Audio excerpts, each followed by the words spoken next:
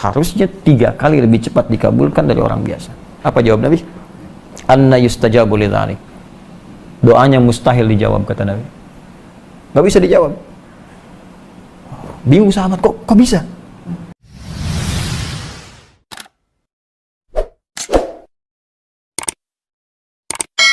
Hadis Nabi SAW, dan bagi teman-teman yang mengaji kumpulan hadis dasar ya, ada 42 hadis yang dikumpulkan tentang pokok-pokok agama oleh Al-Imam An-Nawawi, diberi nama Al-Arba'in, kisaran 40-an ya. Di antara kumpulan itu ada mengutip kalimat Nabi SAW yang menyebutkan tentang seorang lelaki. Tsumma dzakara rajula. Nabi mengisahkan seorang lelaki yutilus safara, yang menempuh perjalanan panjang. Asy'atha aghbara, sampai ia terkena debu ya. Jadi dulu kan belum ada mobil seperti kita sekarang. Jadi ini menunjukkan dia melakukan perjalanan panjang. Ya, sehingga sudah berdebu gitu wajahnya. Kemudian yamuddu yadayhi ila sama, dia mengangkat tangannya ke langit. Ya, fayaqulu ya Rabb, ya Rabb. Dan dia mulai membuka doanya dengan menyebut al-asmaul husna. Ya Rabb, ya Rabb. 3 perbuatan ini seharusnya cepat mengabulkan doa, karena memenuhi 3 unsur cepatnya doa dikabulkan. 1, doa yang dipanjatkan dalam perjalanan jauh itu cepat dikabulkan oleh Allah Subhanahu wa taala. Apalagi perjalanan menuju tempat yang baik untuk mengerjakan perbuatan baik. Ya, misal umrah, ya, haji di pesawat, banyak berdoa, banyak tobat. Perjalanan ke majelis ilmu, ya, banyak berdoa, itu cepat dikabulkan. Bahkan khusus untuk majelis ilmu itu langsung ada hadisnya di Ibnu Majah itu, ya, nomor hadis 233 ya, dari sahabat Abu Darda ya. Nabi SAW menyampaikan, man salaka tariqan yaltamisu fihi ilman sahalallahu lahu tariqan ilal jannah, ya, wa innal malaikata la tadau ajnihataha ridan li talibil ilmi, ya. Orang yang menempuh perjalanan untuk menuntut pengetahuan walaupun sedikit, itu akan dihitung oleh Allah untuk memudahkan langkahnya ke surga. Dan kalau penuntut ilmu ini mengetahui, sejak dia mulai berangkat, malaikat membentangkan sayapnya, memberikan ridho kepadanya. Di antara makna ridho itu adalah mengaminkan doanya, ya. Bahkan hatal hitan allati fil bihar, sampai ikan-ikan yang di laut itu pun memohonkan ampunan kalau kita mengetahui. Hadis selesai ya. Jadi ini perjalanan panjang. Yang kedua, hadis tentang mengangkat tangan seperti ini ya. Jadi semakin kita ingin memohon, mengangkat tangan, jadi menyatukan seperti ini 2 ya, begini ya. Nanti kalau semakin tinggi lagi seperti istisqa, semakin tinggi. Nah, ini ada hadis mengatakan ketika seorang mengangkat tangan itu doanya lebih cepat dikabulkan oleh Allah dibandingkan dengan yang diam ya.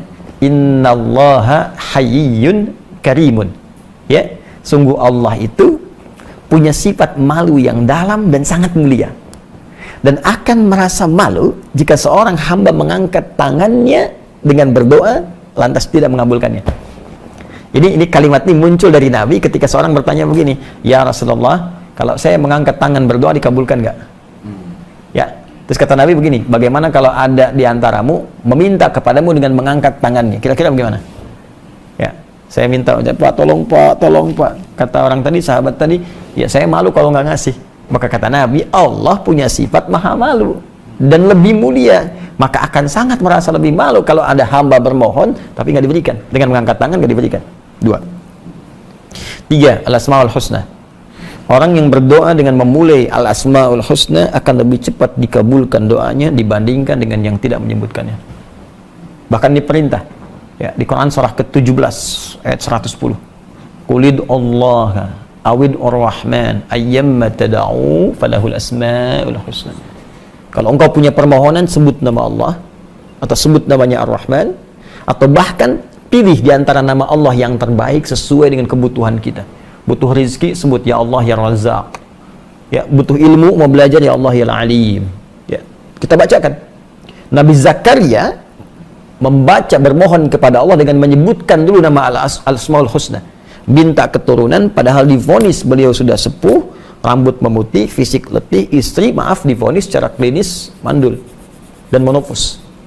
Memohon kepada Allah diabadikan di Quran surah ketiga ayat 38 ya. Hunalika da'a Zakaria rabbah qala rabbi hunalika da'a Zakaria rabbah qala rabbi habli min ladunka dzurriyyatan thayyibah. Di mihrabnya Nabi Zakaria berdoa kepada Allah mengatakan rabbi habli. Dari kata al-wahhab, pemberi tanpa batas. Ya Allah, mereka mengatakan aku punya keterbatasan, mohon engkau yang merawatku, yang tahu kebutuhanku, engkau memberi tanpa batas. Maka tunjukkan kepada mereka dengan sifat yang tak ada batasnya, anugerahkan hamba keturunan, dikabulkan. Innaka sami'ud du'a. Orang tadi melakukan ketiganya, menempuh jalan jauh, ngangkat tangan dan menyebut al-asmaul husna. Harusnya 3 kali lebih cepat dikabulkan dari orang biasa. Apa jawab Nabi? Anna yustajabu lidzalik. Doanya mustahil dijawab, kata Nabi. Gak bisa dijawab. Bingung sahabat, kok bisa? Ya, apa jawab Nabi? Famat'amu haram, makanannya haram. Mashrabu haram, minumannya haram. Ya, malbasu haram, pakaiannya haram. Wa ghudhiya bi haramin, dan dia mendapatkan pokok-pokok hidup yang haram. Perlengkapan hidupnya haram.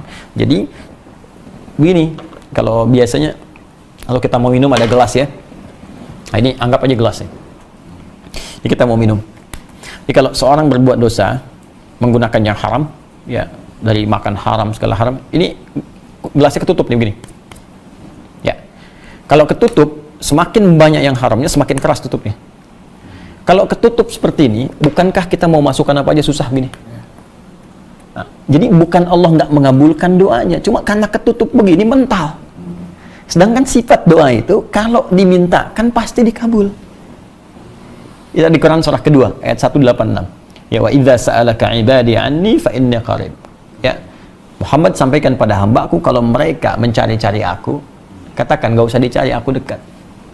Saya tanya, apa motif hamba kalau nyari Allah? Cuma 2. Kalau nggak tobat, mau minta doa. Rata-rata begitu.